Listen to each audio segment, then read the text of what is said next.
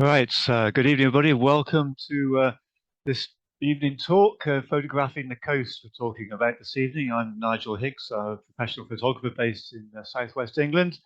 And so we're going to be talking, as I say, photographing the coast as the subject for tonight.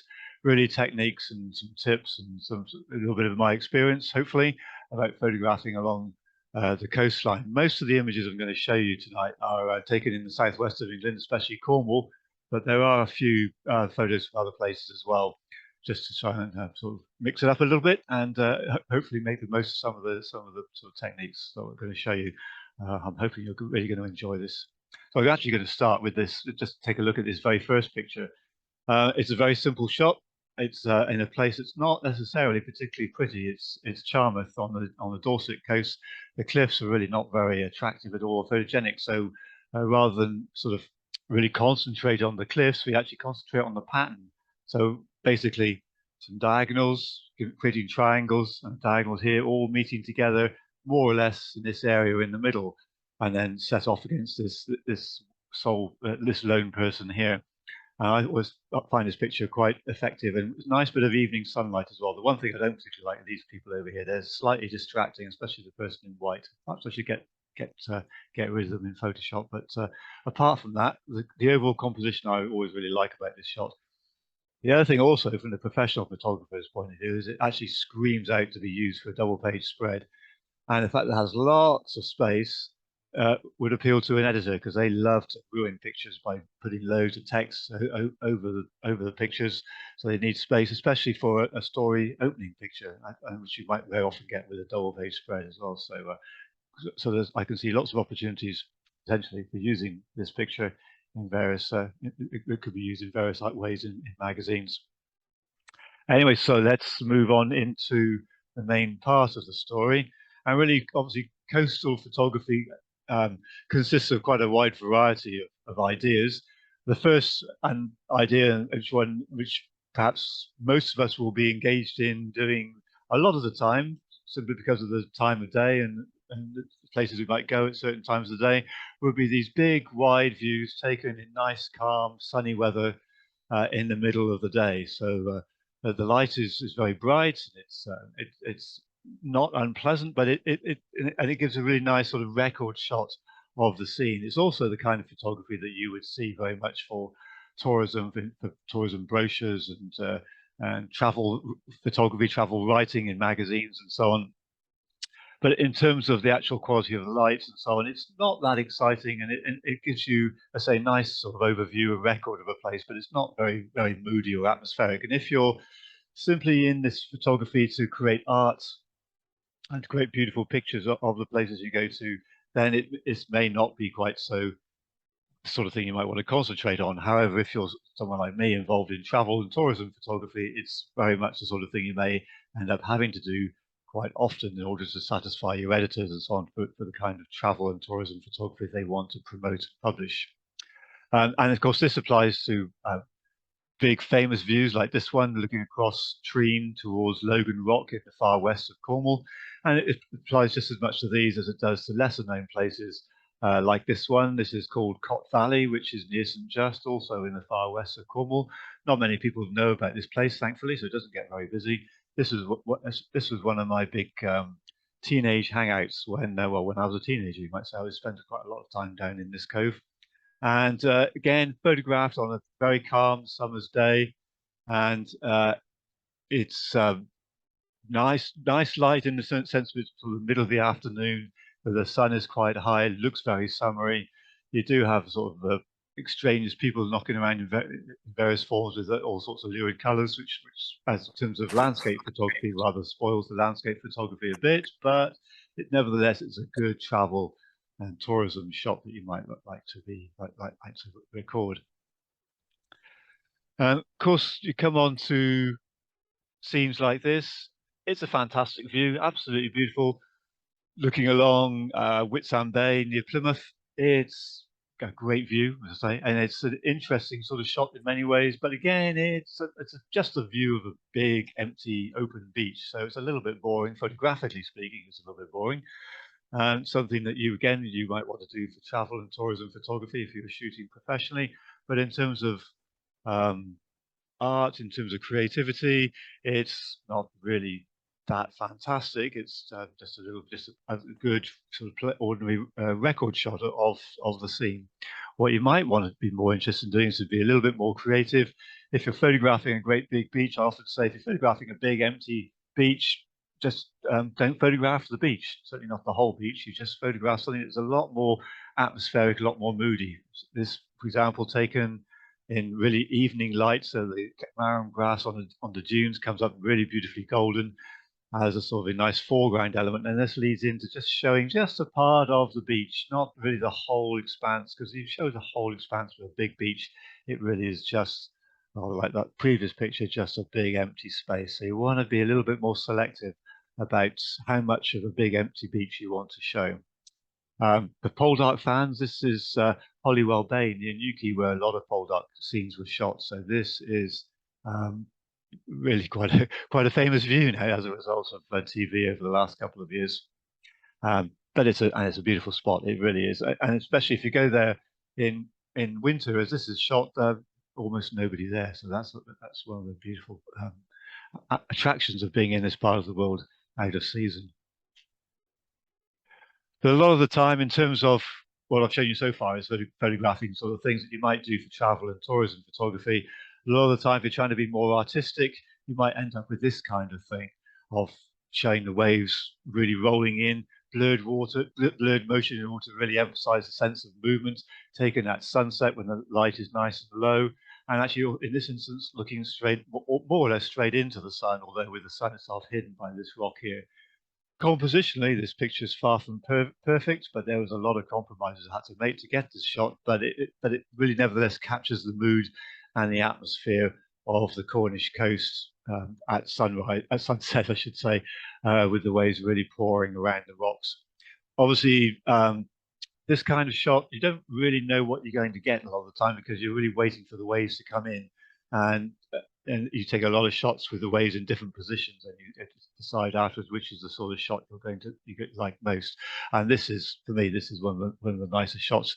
A lot of the rocks have been hidden by the wave coming in, and we really get a strong sense of movement as the water swirls around these rocks. And this little group of rocks in the foreground here gives us a nice little cluster for the eye to fall on before you go to the rest of the view and catch the atmosphere.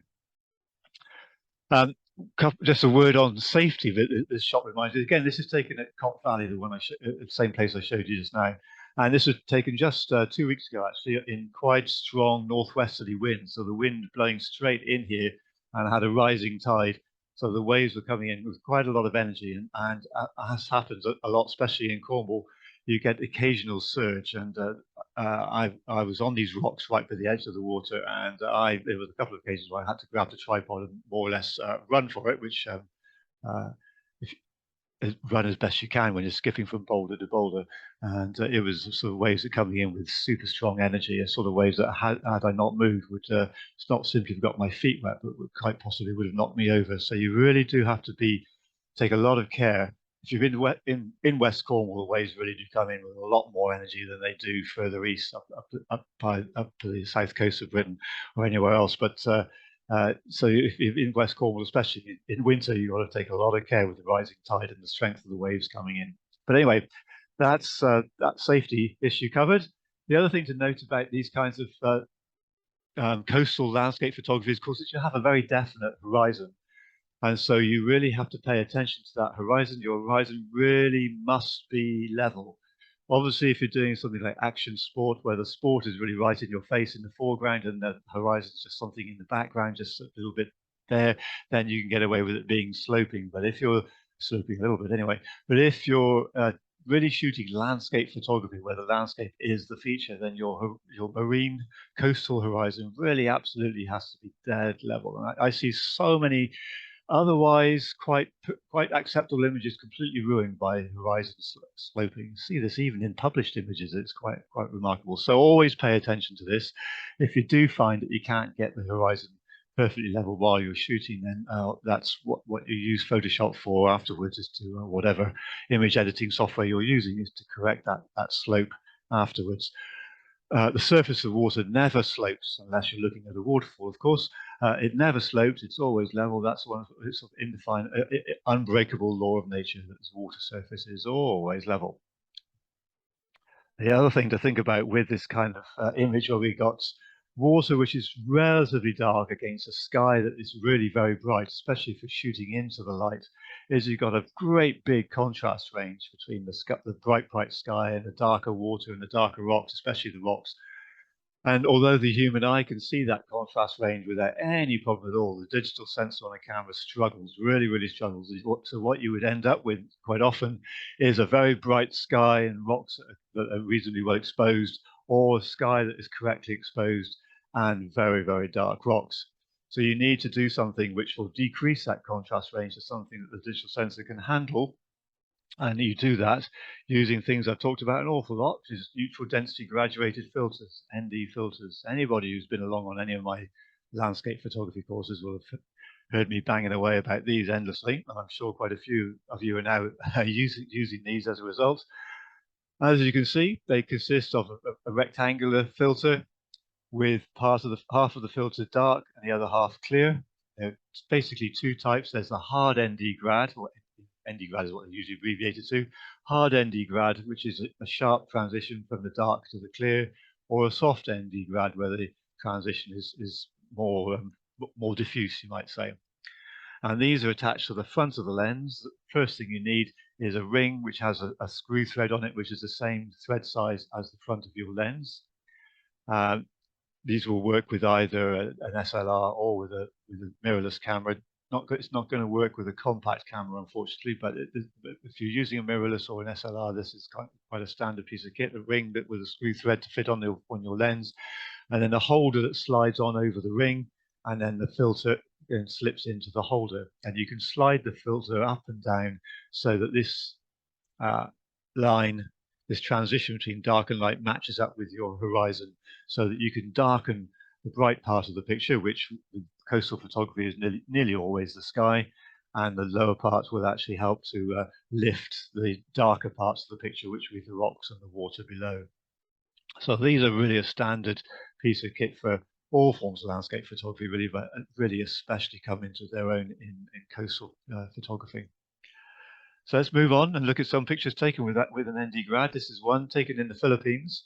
Again, look at absolutely horizontal and level horizon. That's the word I'm looking for. And taken again at sunset, looking straight into the sunlight. But if without an ND grad filter, we would either have had the sun correctly exposed and these rocks in the foreground really dark, or we'd have had the rocks correctly exposed and the sky way too bright. With an ND grad filter on, we can get both correctly exposed. And so that's a nicely balanced picture. So as I say, this is taken in the Philippines. So the rocks you can see in the foreground, they are dead coral, which is why they look kind of rather unusual, not the sort of thing you're going to see in Britain at all, but very much coral rocks. Okay, so and you see also the water's rather blurred. This is exposure time. I note here say 1.3 seconds. So it really gives you the feeling of moving water.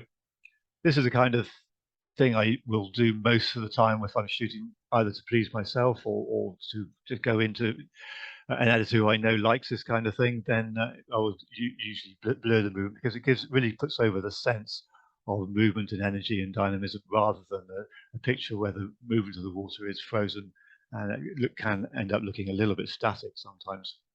So anyway, this kind of shot shows you how the ND grad filter can be used to really overcome the sort of the deficit that we have with the digital sensor, the way they struggle with a high contrast range that the human eye can handle quite easily.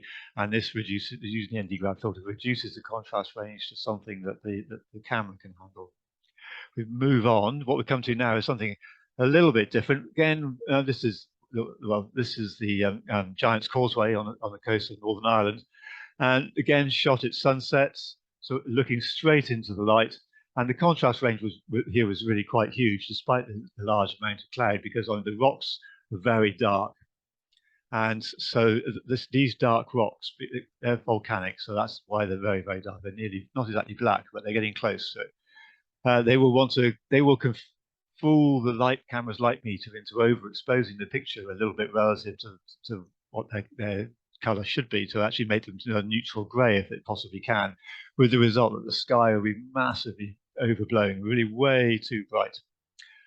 So first step in shooting this kind of picture is underexpose a little bit to compensate for that, so that the rocks come out as dark as they should be.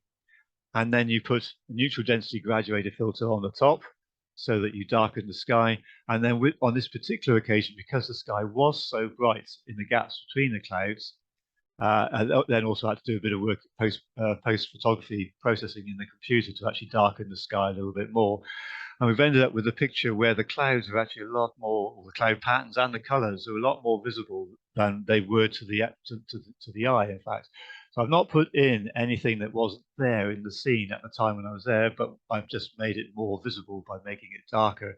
And I've ended up creating a picture that really emphasizes the clouds, and it actually emphasizes and exaggerates, I suppose is a better word, exaggerates the apparent storminess of the scene.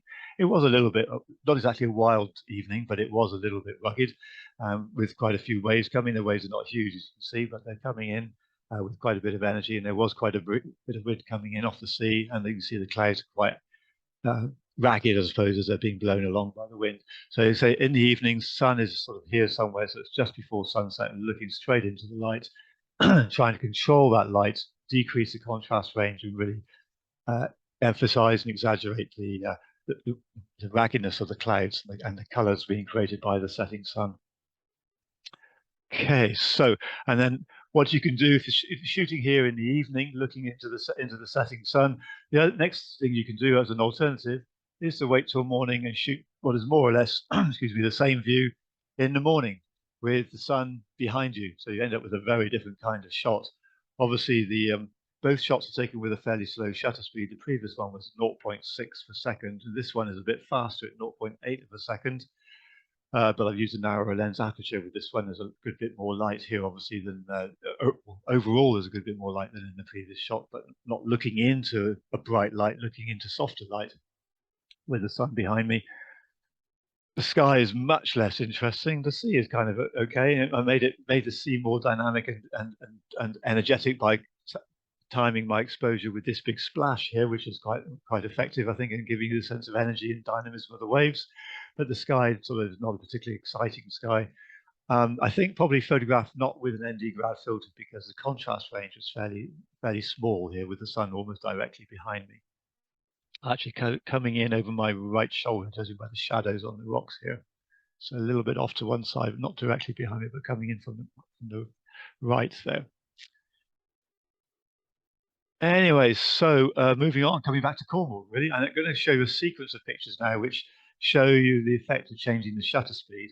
And we're going to start off with one where I've used a relatively fast shutter speed. It's a 40th of a second, so it's not hugely fast, but fast enough to more or less freeze the movement of the waves.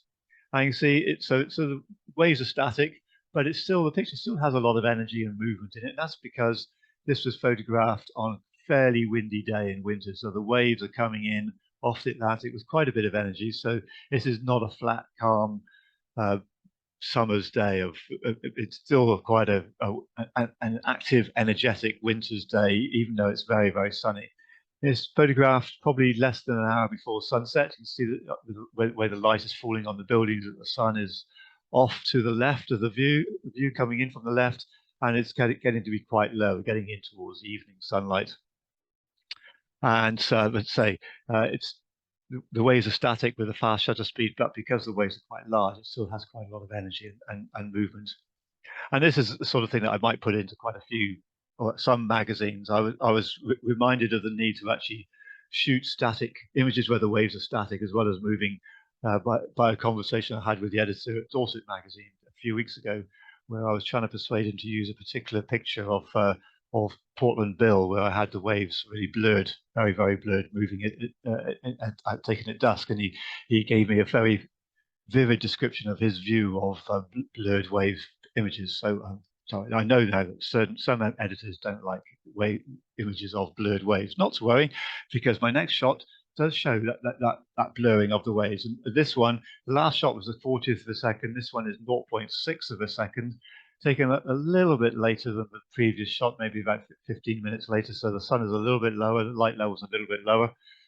But with the 0.6 per second, we've now really blurred out the movement, blurred out the waves. And to me, this is more dynamic, more energetic. The waves are really crashing in on those rocks, and you really get the feeling of movement and energy. And I've personally prefer this shot now, though I know that the editor of Dorset magazine, not that this picture would get into Dorset, being into that magazine being Cornwall, but I know the editor of Dorset magazine would not really like this kind of thing. And he certainly wouldn't like the next picture, which shows the same view, slightly different angle, but the same view taken about 30 or 40 minutes after sunset. So we're really into the dusk now, into what you might call the blue hour, when we're really dependent on light that has been reflected and deflected. There's no direct light coming from the sun anymore. It's all reflected and deflected through the atmosphere, and that is always light that is rich in blue. The original image actually was a lot bluer than this, and I've corrected it a bit to get rid of some of the blue because I didn't like it being quite as blue as it was. Anyway, you can see that the light is a lot softer now, and of course exposure time is now very long. It's actually 30 seconds. So the sea is completely blurred out. You've really got a very different atmosphere. It's quite soft and quite almost not exactly tranquil, but it's actually almost rather soothing. But it gives you the idea, nevertheless, of movement in the sea. But it seems like a very calming and peaceful image.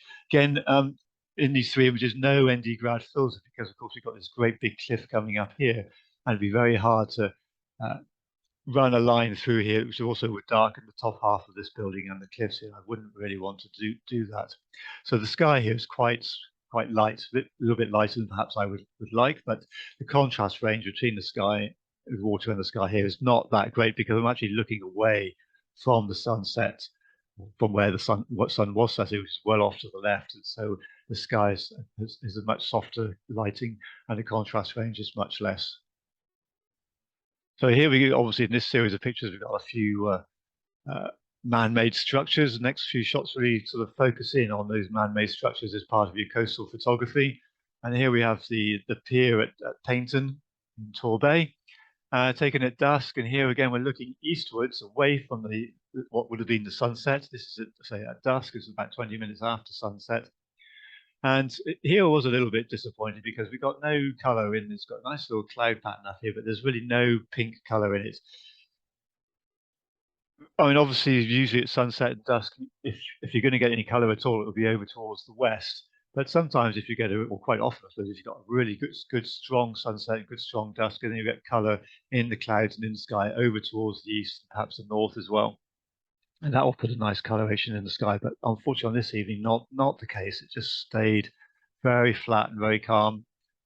But the main point of this picture is the human or the man-made structure, which makes a very strong statement in this picture. It's a very strong diagonal across the frame into the middle and giving us the illusion of 3 dimensions, and then really leading us into this sort of final point in the middle of the frame here, where your eye would come to rest. And also we've got the combination of ambient natural light and man-made artificial lighting, which are kind of more or less in balance. And the artificial lighting is really bringing out the colors and the brightness of that pier. It's really lifting it to actually make it really stand out against the ambient light, making it a very rich, sort of colorful part of the image. A lot of people in shooting this kind of thing often wait until it gets completely dark, which kind of can work, but usually it's much better to shoot at dusk when you still have, at the very least, some color in the sky. So that's always, or some light in the sky, perhaps should say, so that you can really see the outline of the building much more clearly, and some of the details, in this case, details of the building as well. If you wait until it's completely dark, then all you really see just outlines, bright lights, and then some details that are close to the lights, but you don't really get a sense of the whole structure. So generally speaking, shoot at dusk, don't wait for it to get completely dark. Again, I've used a long exposure time. This is 8 seconds. So it's a very calm evening. So the surface of the water looks completely calm. It doesn't look blurred at all. All you see is a blurring of the small waves as they wash up against the beach, lapping back and forth over a period of that 8-second exposure time. Next shot is a similar kind of idea. It's also 8 seconds long, taken at dusk.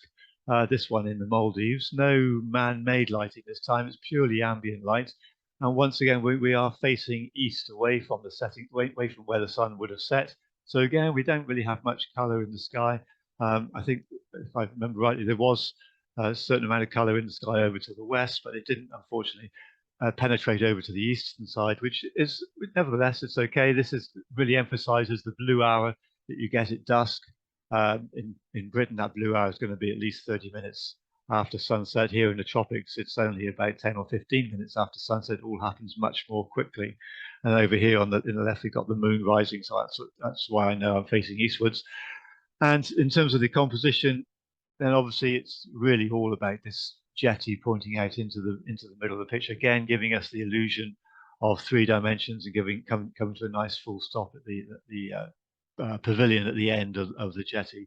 And this being, because it's not completely straight, this crooked shape gives us a little bit of extra interest as we go through the apparent 3 dimensions from the foreground and into the scene, out into the water. Okay, so then coming back much closer to home and to St Michael's Mount in Cornwall. Again, so we're looking really now at a famous scene, but one where the actual famous view, as in the mount itself, doesn't really dominate.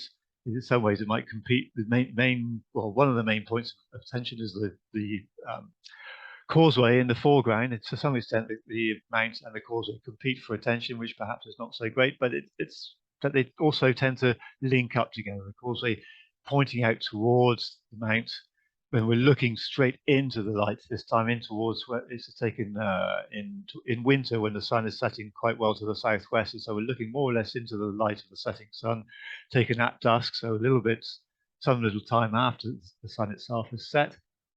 And I've used an ND grad filter here because we are looking straight into the light. So this part of the sky here behind the mount is so bright, it really needed to be toned down. And with the ND grad filter, you've got the dark line going along the water. Of course, that has darkened the mount quite a bit as well to make it absolutely a silhouette. I mean, it would have been quite dark anyway, being set against that bright sky. But with the ND grad filter, that become even darker and just a silhouette, as I say. So, and then because of the ND grad filters, we've got the clear part at the bottom. This has helped to lift the causeway and make this a much more significant part of the picture. And again, it sets up, catches your eye at the foreground and leads you into the picture towards the mount. And this is shot on a rising tide.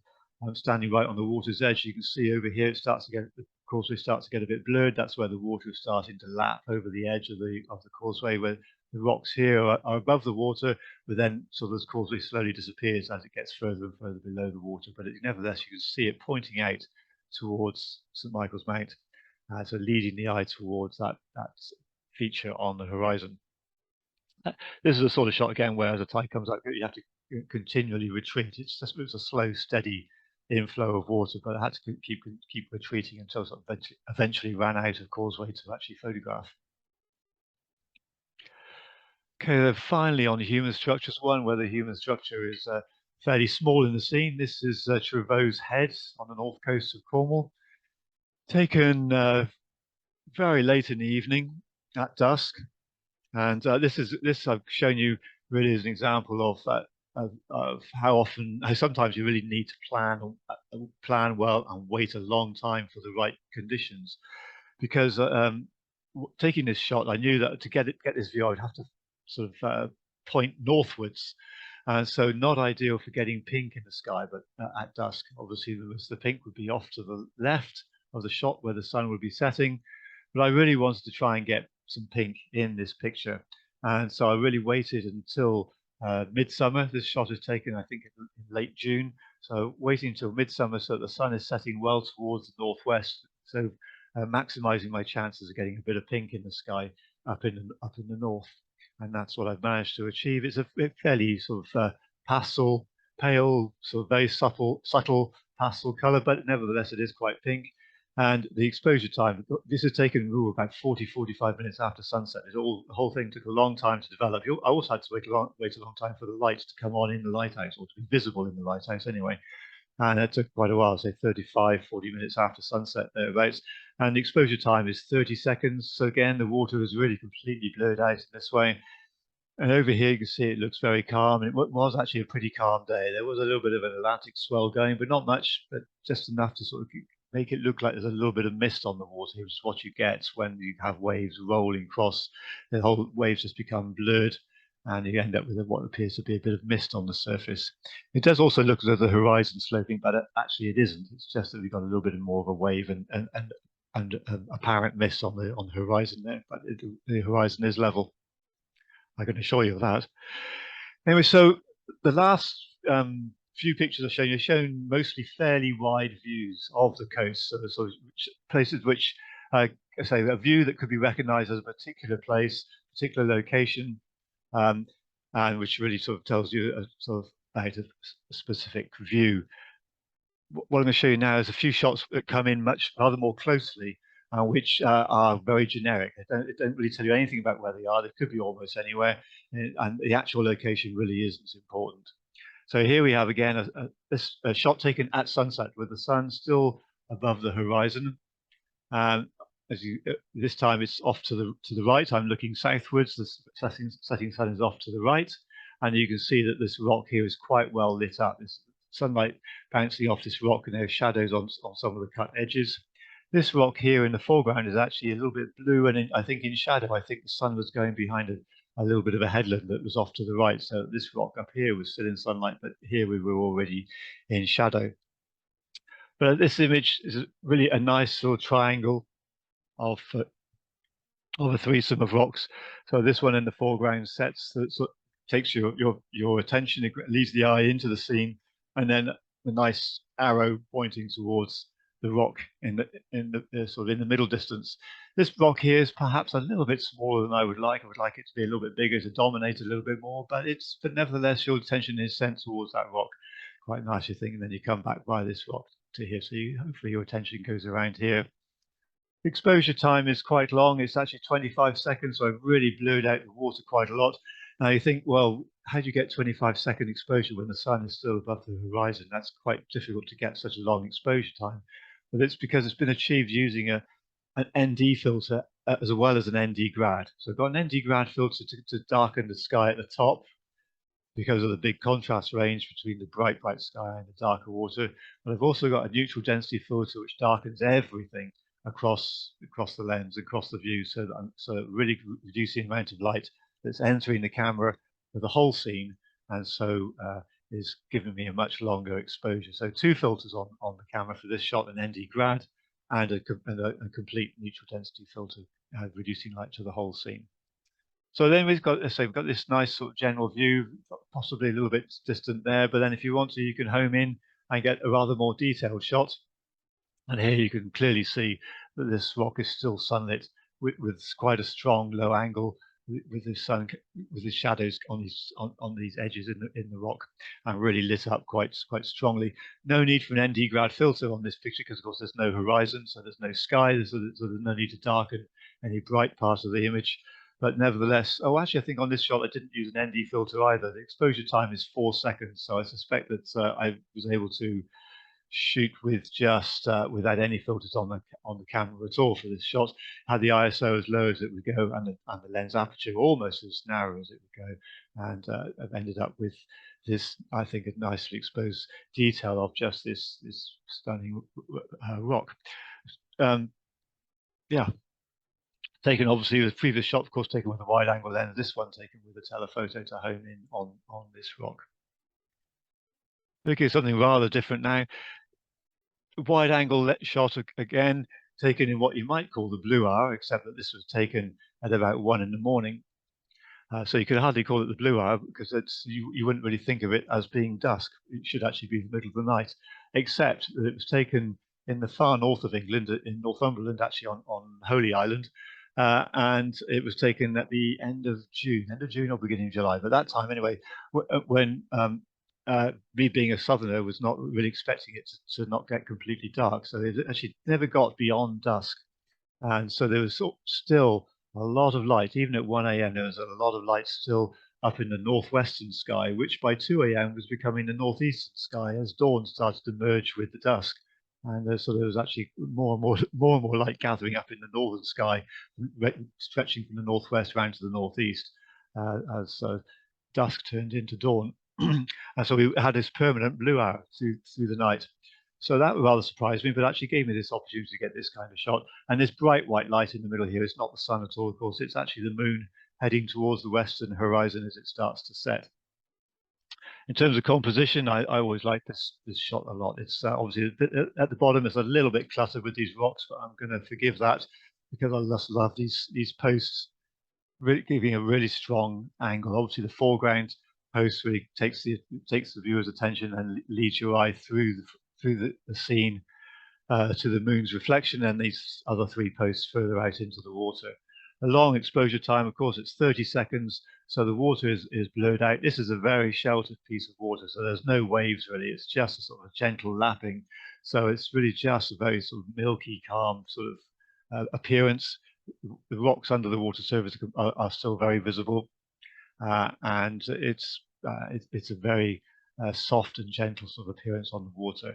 And then this, I love the blue color in this shot, as well as the composition of these posts in the frame. And then the setting moon coming down between the posts actually is the final touch for me.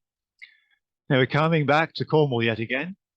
We have dawn this time. It's Porthgwara near Land's End, and here I'm looking southwards. This is taken in the middle of winter in December, so the sun is rising or will be rising to the southeast.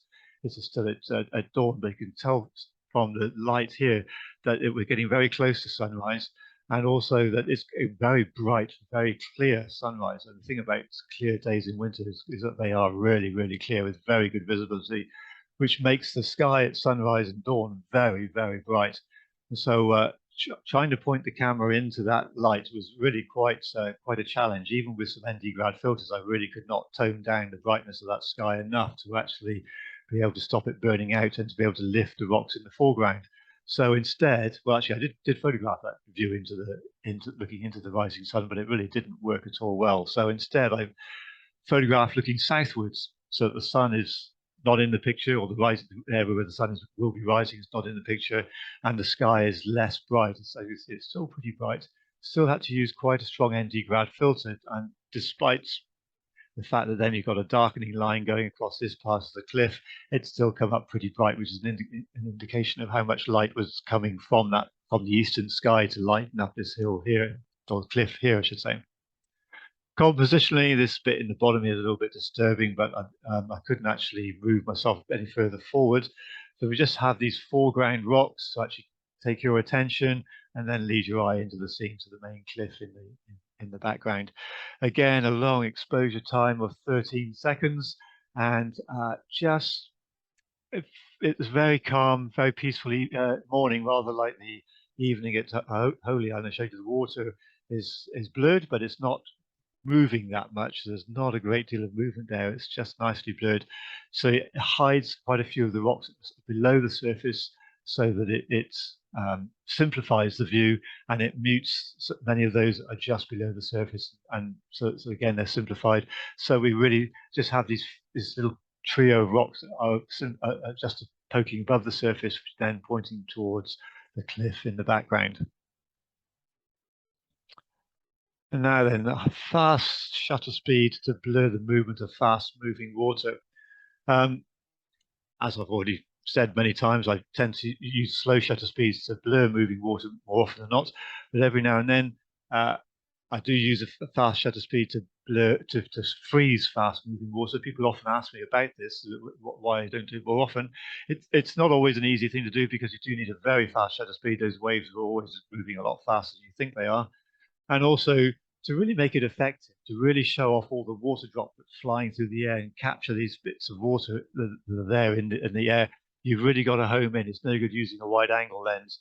If you use a wide angle lens, they're all too far away and just have absolutely no impact in the frame. You've really got to use a telephoto lens to home in close onto these waves coming in, which is what obviously I've done here. This is taken with a 400mm lens, and with a shutter speed of 1/800th of a second. So really a fast exposure to freeze that wave. You can see, if you look at the droplets, you can see I've pretty well done that, as they really are frozen, suspended in midair.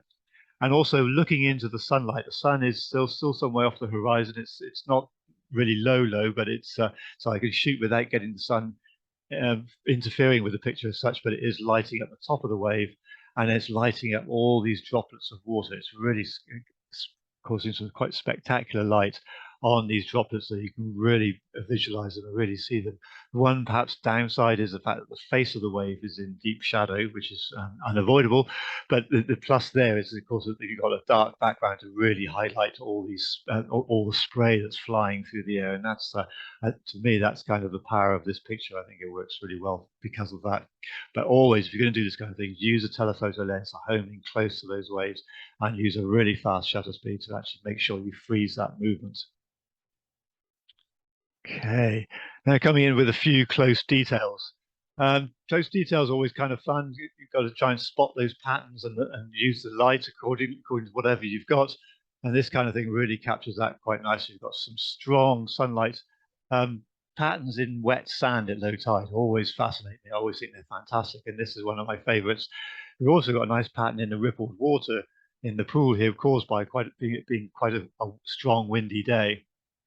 And one of the main points to note about this kind of photography, of trying to pick out patterns in sand and patterns in rippled water as well, is that you need to photograph it sort of more or less looking into the light, so that the sand is backlit, sand is reflecting off, sorry, the sunlight is reflecting off the sand and bouncing up towards the camera. Because what you have then is, first of all, you have these highlights, but more importantly, you have these shadows which really pick out the shapes and positions of all the patterns in the sand, and even on these ripples around in the sand around here, and certainly in the ripples in the water. If I were to go around the other side and photograph with the sun behind me, looking across this way, looking towards where I'm standing in this picture, you would still have quite a nice picture, but the ripples in the sand would not be half as visible, because you wouldn't get these shadows and highlights around the dimples and the humps in the sand. It wouldn't be picked out with anything like as much three-dimensional effect, so it wouldn't be anything like as effective. So if you're doing this kind of thing, really always shoot with the sun backlighting your subject, and so you're shooting towards the sun as often as you can. A similar kind of thing. It's a different, obviously much simpler pattern, but again, we've got these ripples in the sand. The sun is coming down from the top of the frame, giving strong highlights on the edge of the ripple that's facing the sun, and then a deep shadow on the side that's facing away. And we've got that repeated over and over again. And then also in the overall shape, obviously this is a little bit of a hump in the sand, so this side is catching the sunlight, and then down here this area is in shadow, so you've really got a real sense of three dimensions and a strong pattern. And also, of course, because there's no horizon, you can really arrange this kind of thing in just about any way you want to in the view. And I've deliberately set it up to have it as a diagonal going across the frame, because that excuse me, enhances the sense of energy and dynamism. That really enhances the composition and the real feel that you get with this particular pattern. And a similar kind of thing again with these rivulets cut across the sand, leading into a bigger sort of stream of water. Again, sun coming down from the top of the frame, setting out these highlights and then deep shadows, highlights and deep shadows. It really picks out the three-dimensional nature of these rivulets as they cut across the water. Always a really great kind of thing to pick out on a sunny day on a sandy beach at low tide, of course. So this kind of shot, picking out details in the sand, really does need sunlight to work very well. It can work in softer lighting conditions, but it comes into its own on sunny days. But there are other things that can be photographed in detail on cloudy days, overcast days. This kind of thing taken with a telephoto lens, homing in on just a rock, an isolated offshore rock.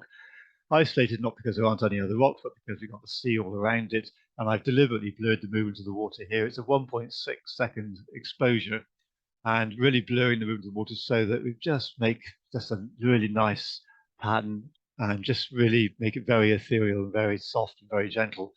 Had I used a fast shutter speed, then the water would be rippled and rather grey, probably, especially being a grey day. We have to have grey water against a grey rock, and the rock would not stand out against the background so much. This blurred water is really serving to isolate the rock from everything else, and really give you sort of the sense that this is the subject. Your attention really homes in on this isolated rock.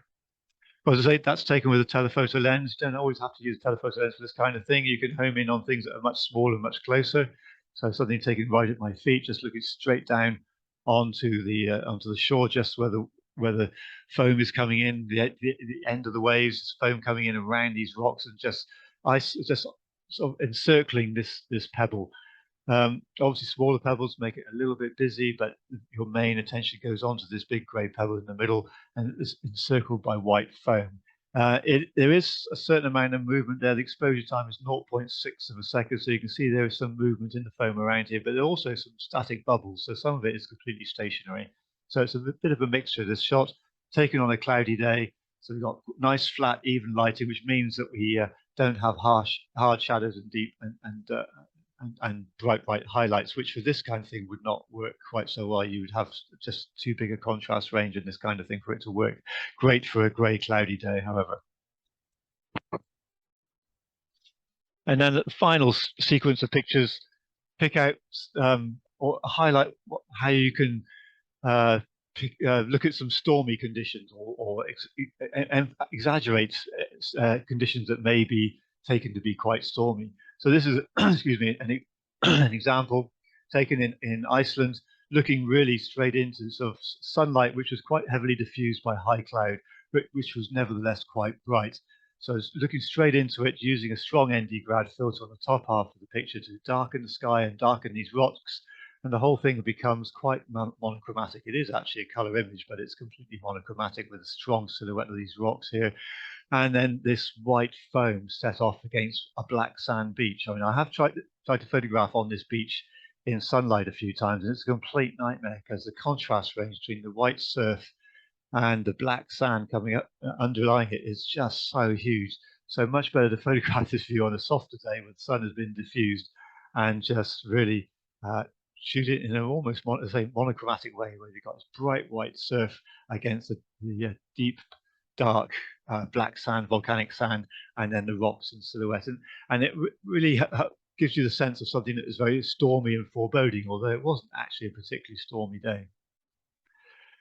Something, however, that uses a lot more sunlight, and that's this shot taken on the cliffs at Pendeen in the west of Cornwall just 2 weeks ago. Something that's it comes out as quite a bit of surprise to people not used to seeing this. It's just this sheer amount of spray being driven up the cliffs. This is on quite a windy day. You wouldn't really call it stormy, but it was a windy day.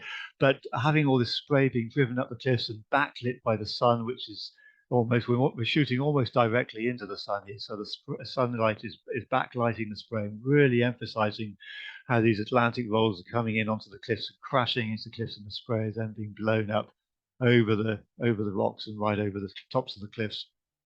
Quite a dramatic scene, which really sort of shows you the ruggedness and wildness of this coastline. Obviously, in a genuinely stormy situation, this would be even worse. You probably wouldn't be able to shoot because you'd have so much salt spray on your lens within just a minute or two. It'd be very hard to shoot it well. This obviously photographed with a telephoto lens. I think it was a 200mm lens I used for this shot, coming in deliberately just on these cliffs and the spray going up them. Something else that really sort of gives you the feeling of storminess, drama, and energy, shafts of sunlight. It's always quite a popular subject, this, a shaft of sunlight breaking through clouds and illuminating either the landscape or the coast, whichever it is you're shooting. And it really gives you the feeling of storminess, even though it was a breezy evening, but not particularly stormy. This one photographed in Ireland in midsummer, but in evening, so as the sun is getting lower and becoming more yellow. This kind of shot, again, because you've got lots of dark clouds and a dark landscape and a dark grey sky, the light meter on your camera will tend to overexpose it, make it much too light, so that these rays of sunlight would hardly be visible in the picture that you got if you just went with the camera's exposure. So you would deliberately underexpose, absolutely really underexpose by quite a bit, at least maybe as much as a stop, perhaps even more, in order to really bring out and emphasize these sun rays and really make them the sort of center of attention in the photograph. The result, of course, is that not only the clouds, but also the landscape and the sea are very dark as well. But that's fine, because that's all part of the mood. That's part of the mood that you're trying to generate, of the idea of storm. and just these strong shafts of light. And then finally on the stormy section, just one Heartland Key on the north coast of Devon, taken at dusk. There's no sunlight here because the sun has already set. So I'm able to use a slow shutter speed. This is 1.3 seconds, and it really gives me the feeling of the waves crashing against the wall here and really sort of tearing into the wall almost. It really feels like quite a stormy scene, though actually it wasn't stormy at all. Really, it was a fairly moderate kind of evening. So one of the things that the other thing about this shot is also it's very narrow lens aperture f22. Yes, f22 enabled me to have it completely sharp all the way from the wall in the wall and cliff in the foreground here all the way to the end of the jetty way down there. So the picture is completely sharp all the way through, apart from of course from the ways that are deliberately blurred through their movement. So the main point about these last few shots is that you can take images images in conditions that are relatively stormy but quite safe, and use techniques to exaggerate that storminess to make it look a lot stormier than it actually was. And there's some good reasons for doing this. So firstly, if you go out and shoot in really genuinely stormy weather, firstly the light is usually pretty terrible. You don't very often get sunlight coming through, and you do need a bit of sunlight in a lot of shots for it to be genuinely effective. Secondly, your lens is going to get covered in salt spray very quickly, and salt spray is really hard to get off a lens once it's on there. You need to clean it with warm soapy water.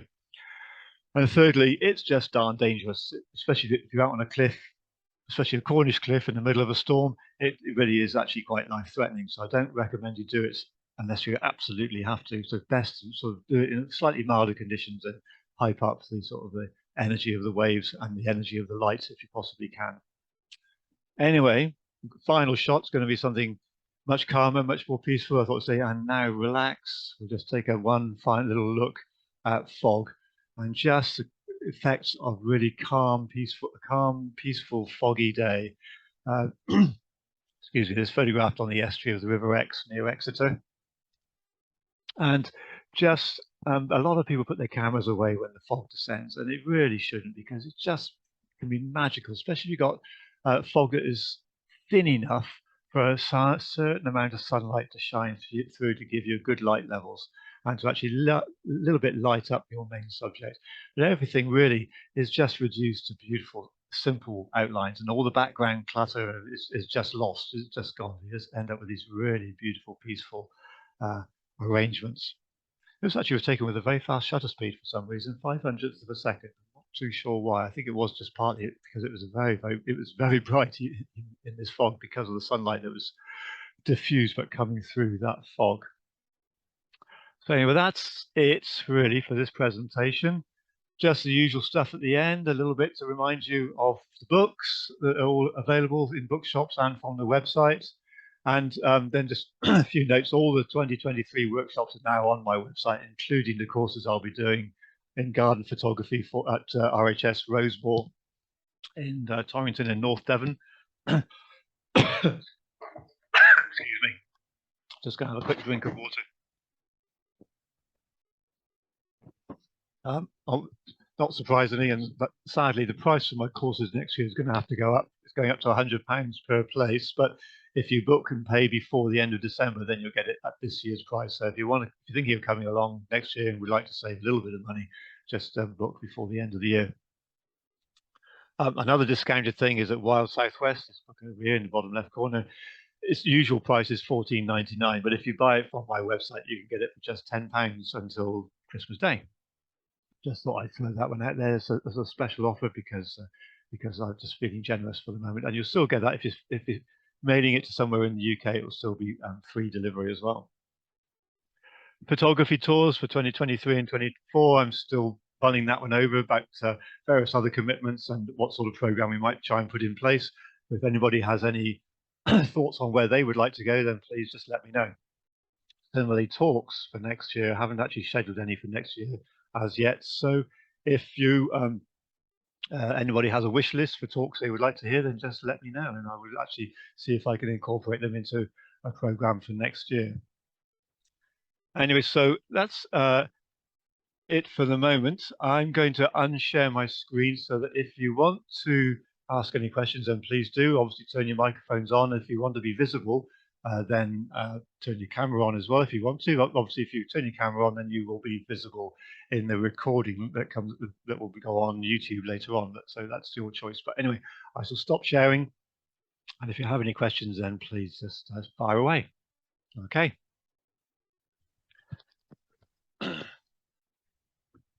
Hi, Nigel, it's Laurie. Have you ever experimented with the software that's in Photoshop that allows you to merge multiple copies of the same image, in other words, at different exposure levels, so you can actually use one frame for like the highlights and a different frame for the dark shadows? Oh, you're talking about HDR photography. Well, So high partly, dynamic yes, but you range. can also do the same thing with focus as well. Yeah, sure. Rather No, than I've use... in terms of HDR photography for exposure, I very rarely need to, because with processing my raw files, I use a software called Capture One Pro, which actually is extremely effective in processing HDR or high dynamic range images with very high contrast. And I very rarely need to do any HDR techniques to actually merge together images of different exposures. I do occasionally have to do it with my interiors shots of hotel rooms and holiday and so on, but for landscape photography, very rare. I can't even remember the last time I had to do it. Very rarely need to do it. So, focus stacking, you know, I'm not a great fan of it. I tend not to do it, but yeah, one could, of course. Right. Yeah, thank you. All right, Laurie. Yeah, thanks. Hi, Nigel, it's Mark. Hi, Mark. I know you go on about your ND grads. Okay, I know you do. Can you recommend some? I know Lee's very expensive and they're very good, but is there some in the mid-range somewhere that you could say? Yeah, there are obviously Kokin at the other end of the sort of cheaper end, which is, and they're quite good. But there's also high tech. There's quite a few out there these days. A lot more products out there that I'm not really kept up with, but it's certainly high tech. If you do some Google searching, or go onto Wex Video, what do they call themselves these days? Wex Photo website anyway, and see what they have in stock. Most of them are pretty good these days, I have to say. So I think that there's not don't need to worry too much. I think if you get to the really cheap ones, then yeah, stay clear of those. But sort of mid-range ones, I think are fine for Kokin and upwards, you might say. Okay, have you come across SRB at all? Yeah, I have actually used them. In fact, I still have some SRB. They are very cheap and can be effective. Can be quite effective. Let me think. Yeah, I have found that they do work. The ones I have used, but I'm not sure what they're like now. The ones I bought and used quite a few years ago, so I don't know what they're like now. Okay. Yeah. That's lovely. Thank you for your help. You're welcome. Okay. No, I've got another one. I too have experimented with those sand pattern pictures. Mm-hmm. And I had one very unusual one. If you turn the picture upside down, all the things became embossed rather than sunk down. Okay, all right.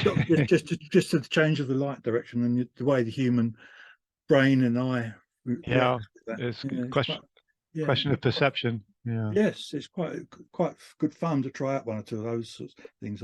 I found anyway. Yeah. Yeah. Great. It fools the judges when you go to a club competition. Oh, they always want to do that. That's always a good idea. Okay, anybody else? No. Well, if not, then I shall sort of wind up. Nigel, hi. Nigel, it's Mandy.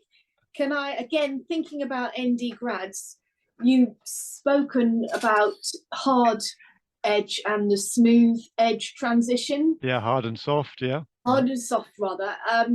If you're going to buy a set, because we keep saying we're going to do it, and we've yet to buy a set between us. Yeah. Would you recommend the hard edge to start with? Because I think the soft has got quite a wide sort of transition, doesn't it? Yes, it does. Yeah. I know that when I first started using ND grad filters, I did find the soft ones easier to use, more forgiving with your mistakes in positioning the horizon. But the transition, I should say. But obviously, you do then sometimes get to see a little bit of the sort of light transitioning in not quite the right place, especially with coastal photography, where you've got a very definite land horizon, not quite not quite so critical when you've got a softer horizon. But with coastal photography, where you've got a very hard horizon, it does need a hard filter. Right. Yeah, but so you might find the softer ones easier to start with, to experiment with, but to actually get sort of exacting results and good results, you will need to use the hard ones eventually, certainly for coastal photography. Yeah. Okay, Nigel. Thank you for that. Yeah, you're welcome. All right. Thank you very much. Yeah. Just one other one on following up on that one, if I may. Yeah. Does the aperture, if you're going to use small apertures, is it better to have the softer one? But and the opposite is perhaps true. For a wider apertures, you can use the narrow or the hard cut. I'm thinking of the fact that you're going to focus.